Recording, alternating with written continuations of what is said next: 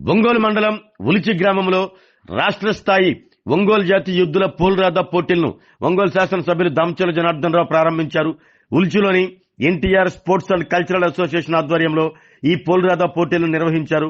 ఉలిచి గ్రామంలో తొలిసారిగా పోల్రాదా పోటీలను నిర్వహిస్తున్న నిర్వాహకులను ఎమ్మెల్యే దామచర్ల ప్రత్యేకంగా అభినందించారు. ముందుగా గ్రామంలోని ఎన్టీఆర్ విగ్రహానికి దామచర్ల జనార్దన్ రావు పూలమాలలు వేసి నివాళులర్పించారు.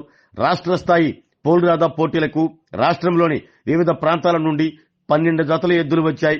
విజేతలుగా నిలిచిన జట్టుకు 25,000, రెండవ స్థానంలో నిలిచిన జట్టుకు 20,000, మూడవ స్థానంలో నిలిచిన జట్టుకు 15,000, నాలుగో స్థానంలో నిలిచిన జట్టుకు 10,000, ఐదవ స్థానంలో నిలిచిన జట్టుకు 5,000 రూపాయలు అందించనున్నారు.